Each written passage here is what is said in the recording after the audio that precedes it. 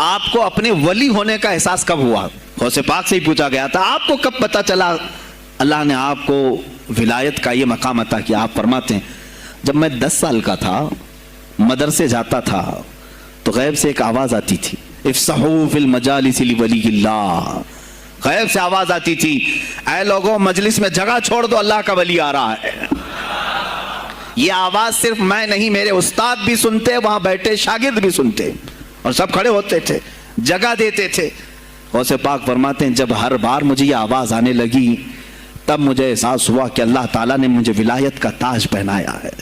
پھر آپ کو لہو و لعب میں، کھیل کود میں نہیں رکھا گیا.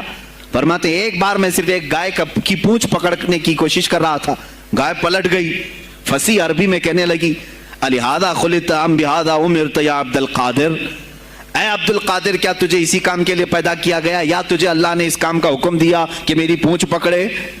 غوث پاک فرماتے ہیں میں چونک گیا کہ ایک جانور مجھ سے عربی میں بات کر رہا ہے. اور اس کے بعد وہ گائے خود کہنے لگی اے عبد القادر تجھے اللہ نے اپنی مخلوق کے لیے بنایا ہے، اپنے بندوں کو راہ راست پر لانے کے لیے. غوث پاک فرماتے ہیں اس کے بعد زندگی میں کبھی کھیل کود کی خواہش بھی نہیں آئی، کھیل کود کی خواہش بھی نہیں آئی، کبھی تصور بھی نہیں کیا. اور جب آپ جیلان سے نکل کر بغداد آئے، بغداد کے جو حالات تھے وہ آپ نے بہت قریب سے مشاہدہ کیا.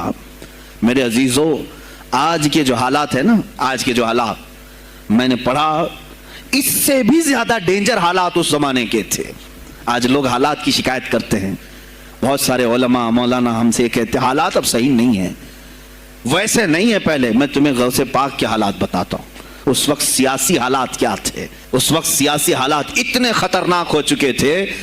بغداد میں شیعوں نے اپنا گڑھ جمایا تھا، یہاں تک کہ ہر عالم پر، ہر وائز پر، ہر امام مسجد پر پابندی تھی.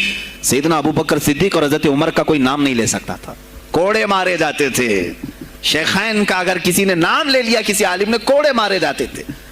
خلیفہ واثق باللہ تک یہ تاریخ چلی بغداد میں، اور سلطنتیں ٹوٹ چکی تھی.